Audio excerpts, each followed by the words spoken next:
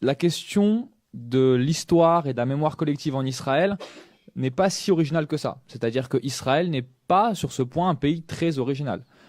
Il y a beaucoup d'autres pays qui ont eux aussi construit des mémoires collectives en sélectionnant leur passé. Et la France l'a fait aussi, et je ne sais pas s'il y a vraiment beaucoup de pays dans le monde qui ne l'ont pas fait en fait. Bon, ça c'est notre débat encore. Mais pour dire qu'on part d'un principe qui est finalement commun à beaucoup de pays différents. Sauf que ce qui fait pour moi l'originalité d'Israël par contre, c'est le fait que ce qu'on appelle la mémoire, ce qu'on appelle le passé, c'est finalement quelque chose de présent. Parce que la mémoire est utilisée politiquement à l'heure actuelle au sein d'un conflit qui malheureusement est toujours d'actualité. D'accord ?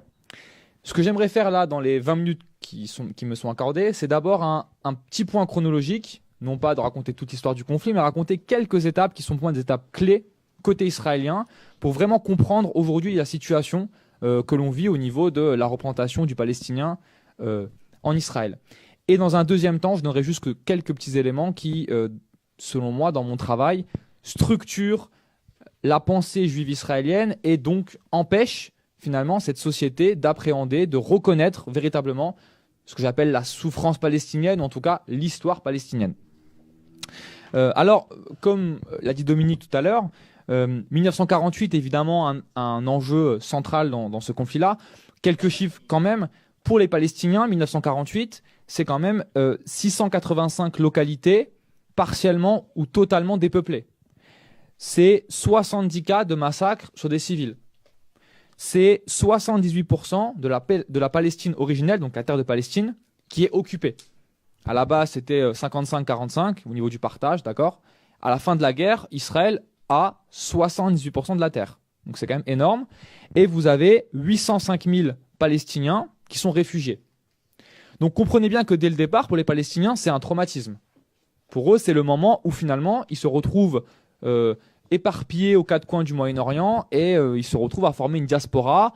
Et pour certains qui ont pu rester sur la terre de Palestine, entre 105 000 et 110 000, ils se retrouvent finalement citoyens d'un pays sans vraiment le vouloir. D'accord ? Là où il y a un problème, c'est que pour les Israéliens, ben évidemment, c'est l'inverse. Pour Israël, 1948, c'est leur heure de gloire. C'est ce moment où ils sont parvenus 50 ans après avoir émis cette utopie qui est le projet sioniste, et ben ils ont réussi à le réaliser en 50 ans. Donc pour eux, penser que 48 ça peut être un drame ou une catastrophe, c'est impossible.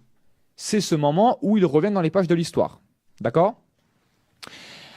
Le premier axe chronologique que j'aimerais évoquer avec vous, c'est cet axe-là, 48-67. De 48 à 67, de manière assez, disons, vulgaire, mais c'est pour aller un peu plus vite, pour les Israéliens, les Palestiniens n'existent pas. Ça ne veut pas dire qu'ils ne considèrent pas qu'il y a une absence d'Arabes ou d'Arabité en Palestine. Non, ils savent très bien. Il y a des Arabes qui vivent toujours en Israël. Ils considèrent simplement que l'identité nationale palestinienne, c'est-à-dire le fait qu'une population commune vivant en Palestine et considérant que cette terre-là était la leur, ça n'existe pas. C'est quelque chose de très colonial, ça, finalement. C'est-à-dire qu'on considère que oui, il y avait une population sur cette terre-là, mais c'était des petites communautés. Des bédouins à droite à gauche, quelques nomades, et finalement, ils ne formaient pas une nation. D'ailleurs, aujourd'hui encore, certains Israéliens, notamment à droite, disent que les Palestiniens, c'est des menteurs, ils n'existent pas. Pourquoi ? Parce qu'ils se revendiquent palestiniens contre Israël. Et là où nous, ça peut être intéressant, c'est de comprendre que 48 est fondamental aussi. Pourquoi ? Parce que c'est le moment qui relie tous les Palestiniens, encore aujourd'hui, entre eux. Un Palestinien qui vit à Gaza, en Cisjordanie, dans un camp de réfugiés au Liban ou aux États-Unis, etc., l'élément qui le relie à sa population, à son peuple, c'est quand même 48. C'est là où ils se sont retrouvés à être éparpillés du fait de la Nakba. Comprenez également que la question israélienne, la question du sionisme, que je vais revenir juste après, doit être appréhendée non pas forcément comme un projet colonial lambda, comme serait le projet colonial français en Algérie ou britannique en Inde, mais comme un projet colonial de peuplement. C'est-à-dire que dans ce cadre-là, lorsque les sionistes et aujourd'hui Israël colonisent la terre de Palestine, ils ne le font pas dans un projet de soumettre une population à leur bon vouloir ou en tout cas de s'en charger comme étant une main-d'œuvre bon marché. Quoique aujourd'hui, dans certains cas, ça peut être le cas. Mais globalement, ce n'est pas l'objectif. L'objectif, c'est de prendre la terre, de bousculer cette population et de dire que cette terre, c'est la nôtre. Un petit peu comme l'ont fait les Européens en Amérique du Nord. Et la question amérindienne en Amérique du Nord, on voit bien que l'histoire amérindienne, finalement, qui s'en intéresse? Très peu. Leur histoire, on ne s'en intéresse pas. Alors même que, par exemple, les Français qui allaient coloniser l'Algérie, il y avait tout de même des scientifiques français qui essayaient, soi-disant, de faire une espèce d'histoire algérienne. Bon, c'était évidemment vulgarisé, mais ça existait. Là, il n'y a pas de volonté.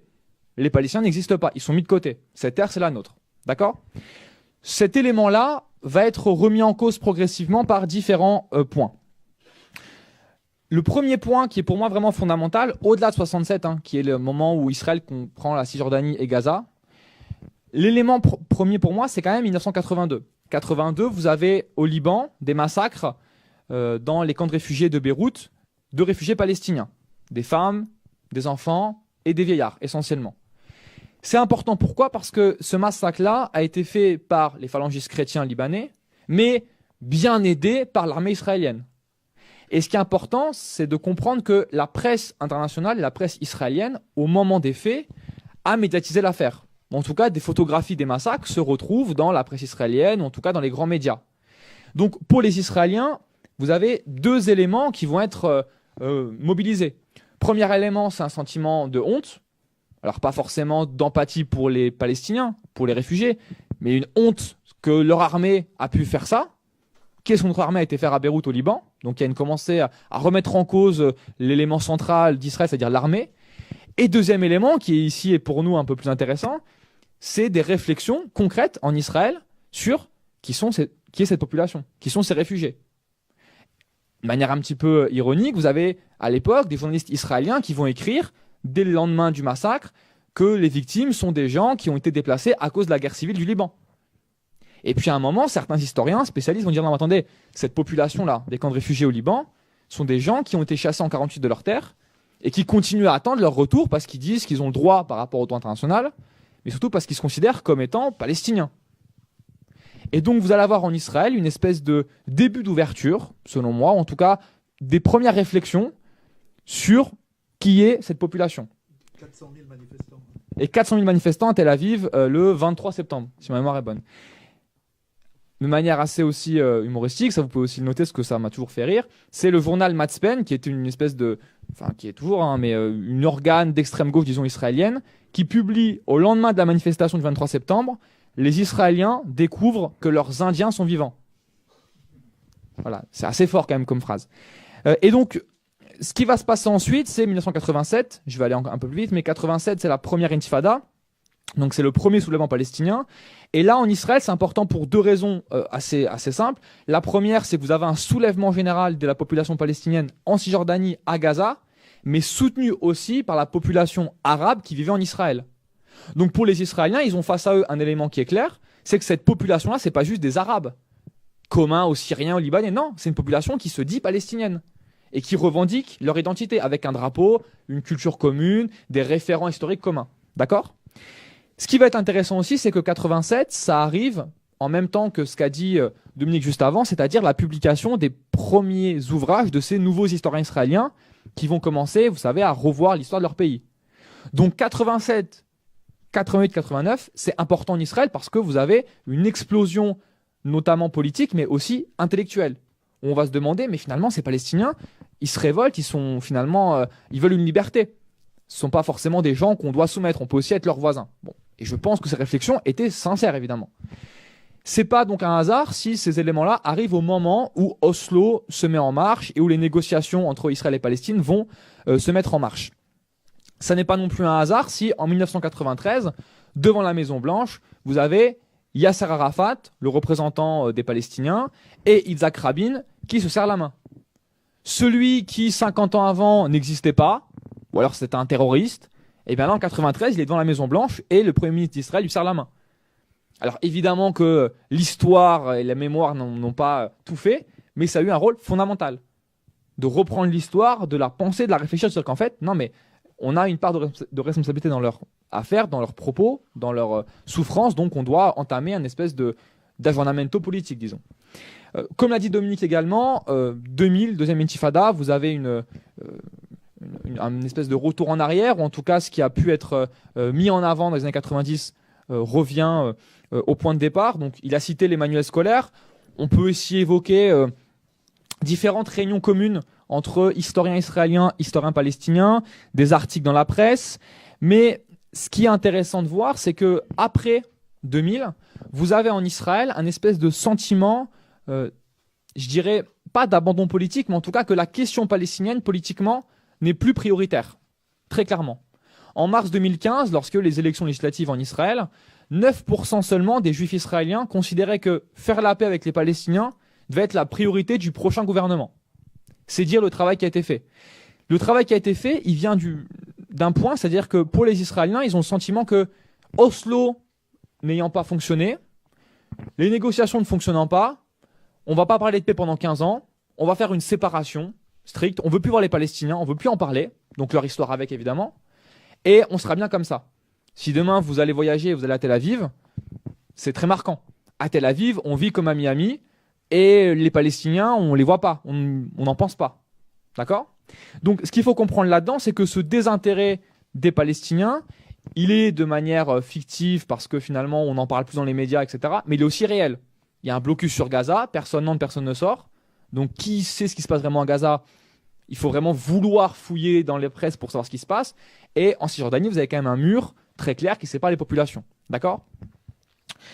Dans ce cadre-là, donc depuis 15 ans maintenant, vous avez eu différents éléments. Dominique a parlé de la loi Nakba qui a été votée en 2011. Il y a d'autres éléments aussi. On a par exemple des professeurs, des directeurs d'école que j'ai pu rencontrer qui ont été soit démis de leurs fonctions, soit clairement sanctionnés parce que, je cite, discours trop pacifiste ou discours trop antimilitariste. Comprenez bien que pacifiste en Israël, ça n'a pas le même sens qu'en France. Pacifiste, c'est-à-dire en gros vouloir faire absolument la paix et être un espèce de gauchiste. Considérer que l'armée doit être secondaire et la paix doit être première. Vous comprenez ça ? Ok. Autre élément intéressant aussi, c'est le fait, et je reviens un peu sur mes propos parce que durant presque 1 ou 2 ans, j'affirmais dans chaque débat qu'il y avait un retour en arrière en Israël. Et en rencontrant Shlomo Sand il y a 1 mois à Paris, il m'a fait un peu les gros yeux et il m'a affirmé l'inverse. Il m'a dit non, c'est pas un retour en arrière, c'est un nouveau chemin que prend Israël actuellement. C'est-à-dire que Israël à l'origine était une société plutôt laïque, disons. Aujourd'hui, c'est une société qui revient à la même pensée qu'à l'origine au niveau des Palestiniens, c'est-à-dire qu'ils n'existent pas, on ne peut pas les voir, mais qui politiquement est beaucoup plus religieuse. Et se fonde sur des aspects très clairement identitaires, très nationalistes, avec la mobilisation du religieux. On pourrait revenir évidemment au niveau du débat. Il me reste, ça va, 5-10 minutes, ça va ? Oui ? Ok. Ce que j'aimerais faire donc maintenant, et qu'il faut évidemment qu'on s'y attelle un petit peu, c'est de se demander est-ce qu'on peut défaire ce qui a été fait ? C'est ce qu'a expliqué Dominique tout à l'heure, c'est-à-dire que tout ce qui a pu être dit, réalisé en termes de travaux dans les années 90, est-ce que concrètement on peut les enlever comme ça avec une loi ? Moi je ne pense pas, et c'était un peu le cœur de mon travail. Et je pense qu'on ne peut pas défaire ce qui a été fait, sauf que par contre, j'ai mis en lumière quelques éléments qui pour moi empêchent de prendre en compte totalement la reconnaissance de l'histoire palestinienne. Donc le premier élément en Israël qui pour moi empêche cette reconnaissance-là, c'est d'abord de comprendre ce qu'est le sionisme finalement. Donc je ne vais pas ici m'atteler à faire une histoire du sionisme, ce serait illusoire, impossible en 5 minutes évidemment, mais il faut comprendre que le récit national israélien, construit par l'idéologie sioniste, met en avant un fait très simple, c'est que les Juifs, à cause de l'antisémitisme, ne peuvent pas vivre dans d'autres sociétés multiculturelles. Parce que, à terme, ils seront forcément soumis, maltraités, pointés du doigt. Et donc, les Juifs doivent finalement rejoindre une terre pour vivre entre eux. Bon, en tout cas, c'est le seul élément pour eux de se libérer. D'accord ?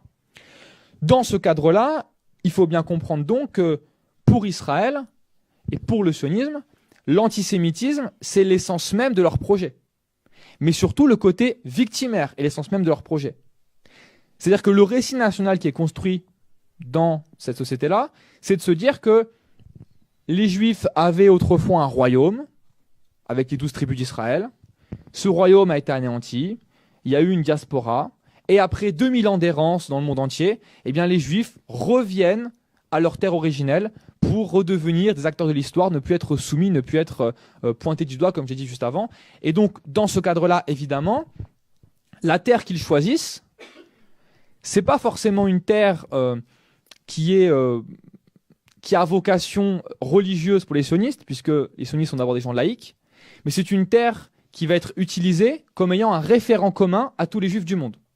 Je m'explique, les sionistes sont laïcs, donc ils considèrent que leur peuple juif, leur référent, il est d'abord culturel, il n'est pas religieux pour eux, hein, d'accord ? Sauf qu'ils utilisent la Palestine parce qu'ils savent très bien que de manière religieuse, la Palestine, c'est une terre qui a un fort effet commun, puisque c'est dans la Bible, voilà, Eretz Israël, etc. Mais on pourrait revenir ensuite, parce que là, je vous fais un peu l'histoire du sionisme sans forcément le critiquer. Et il est évidemment plus que critiquable. Sauf que dans ce cadre-là, non seulement l'histoire joue un rôle fondamental, mais l'histoire, du coup, ne peut pas être remise en cause. C'est-à-dire que pour les sionistes et pour les Israéliens, la terre de Palestine est considérée non pas comme une terre vide d'habitants, elle est considérée comme une terre qui est vide de propriétaires légitimes. C'est-à-dire que pour eux, ils savent très bien qu'en Palestine, il y a une population. Les congrès sionistes l'ont montré. Sauf qu'à un moment, la question se pose très simplement. Est-ce qu'on considère que cette terre, c'est la nôtre, celle où on va venir construire un État, ou est-ce qu'on commence à chipoter, à se dire que oui, mais il y a des Palestiniens ou des Arabes, donc il faut négocier? Non. Et à un moment, les sionistes vont trancher, non, cette terre, c'est la nôtre, donc on vient en hériter. Et donc, qu'est-ce qu'on fait pour affirmer nos droits? Eh bien, on prend la Bible, on prend des éléments religieux, alors même qu'on n'est pas religieux, mais ça, l'instrumentalisation du religieux, c'est pas le premier cas de l'histoire et c'est pas non plus le dernier. Le deuxième élément qui est important de comprendre là-dedans, c'est l'éducation en Israël.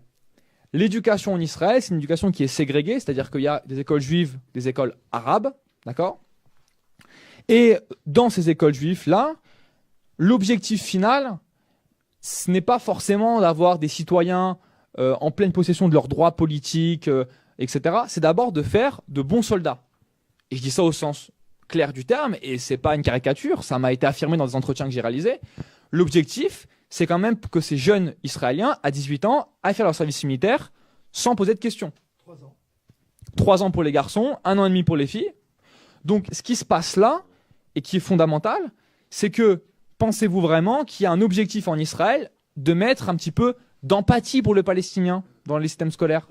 De se dire, bon d'accord, on a le droit d'être là, mais malgré tout, on va quand même prendre le temps d'enseigner l'histoire palestinienne. Évidemment que non. On veut que l'enfant, quand il est 18 ans, il prenne son arme, il aille faire la guerre, et il sait très bien pourquoi il se mobilise. Il se mobilise pourquoi? Parce que, premier élément, l'idéal du sionisme. Parce que les antisémitismes sont partout. Donc on doit être présent, on doit être capable de se défendre, parce que si on ne le fait pas nous-mêmes, les gens ne nous aideront pas. Et ça se base sur quoi? C'est le troisième élément. C'est ce que j'appelle l'instrumentalisation de la mémoire de la Shoah en Israël. Et ce qu'il faut comprendre là-dedans, c'est que en Israël, la vision de la Shoah, ce n'est pas une leçon universelle contre le racisme, contre le totalitarisme. C'est avant tout une leçon qui légitime ce que vient de dire juste avant, c'est-à-dire le sionisme. C'est-à-dire que pour les sionistes en Israël aujourd'hui, la Shoah, c'est le symbole que finalement, si on reste trop longtemps dans ces sociétés où on est minoritaire, etc., à terme, il y aura des drames qui vont se passer. J'ai eu, moi, dans un entretien, et ça c'est écrit dans d'autres articles, des gens fervents partisans du sionisme qui m'expliquent que, n'oubliez pas, on a le droit d'être là, et notre projet sioniste est important. Pourquoi? Parce qu'en 44-45, certains ont refusé de nous suivre. Quand nous, on était déjà en Palestine en train de coloniser la terre, regardez comment ils ont fini. Et c'est aussi ce qui explique que lorsque les premiers survivants de la Shoah vont arriver en Israël, ils ne seront pas accueillis avec bienveillance. On va plutôt leur dire, vous taisez, hein, vous avez fauté, vous allez vous mettre dans des maisons qu'on vous donne, et vous vous taisez. D'accord? Ce qu'il faut comprendre enfin, et je terminerai par ça, c'est que donc dans ce schéma-là, où finalement il est essentiel de voir dans l'Israélien, dans le juif israélien, une victime, évidemment, Israël doit être défendu. Et Israël doit être défendu perpétuellement dans son histoire et dans l'actualité. Donc aujourd'hui, quand on voit un petit enfant palestinien se faire tuer, ou une dame se faire tuer, une maman à un checkpoint, évidemment qu'Israël va faire une enquête. C'est sûr. Sauf qu'au final, ils vont conclure, si c'est vraiment quand même très grave et qu'il y a des images claires, comme ça arrivait récemment avec ce jeune franco-israélien qui a tué un Palestinien à Hébron, on l'emprisonne et on fait un procès. Mais dans 98% des cas, c'est un vrai chiffre, 90% des cas, c'est pas un chiffre donné comme ça, Israël conclut que c'était un droit de défense. On n'a fait que de se défendre. On a été attaqué, on était victime. D'accord ? Donc, pour conclure, enfin, on a parlé ici d'un récit national palestinien. Enfin, ça va être fait en tout cas, je pense, ici par Bernard. Moi, j'ai parlé beaucoup du récit juif israélien, mais ce qu'il faut penser, c'est le récit israélo-palestinien. Le problème là-dedans, selon moi, c'est que plusieurs tentatives ont été faites. Dominique en a parlé. Certaines ont pu aboutir à des choses partielles. Je pense notamment au livre Histoire de l'autre. Vous avez l'histoire palestinienne et l'histoire israélienne qui sont expliquées côte à côte, mais qui à aucun moment ne se conjuguent. Comme pour dire finalement que voilà le maximum qu'on peut faire. Et finalement, la réflexion que je peux me faire, c'est que on a ici un peu le même problème que face à l'État commun. L'État commun, un État israélien-palestinien, où ils vivraient tous ensemble. Évidemment qu'à terme, c'est une perspective qui, pour moi, est la plus vivable et la meilleure. Sauf que, est-ce qu'on peut penser l'État commun ? Est-ce qu'on peut penser un récit national israélo-palestinien, donc commun, avant de penser l'apaisement des tensions et l'accord politique ? Ça reste à voir et c'est le sens du débat. Mais en tout cas, c'est une question qui n'est pas encore tranchée, mais que je pense fondamentale à se poser avant de parler clairement d'État commun ou de histoire, récit commun. Voilà, merci.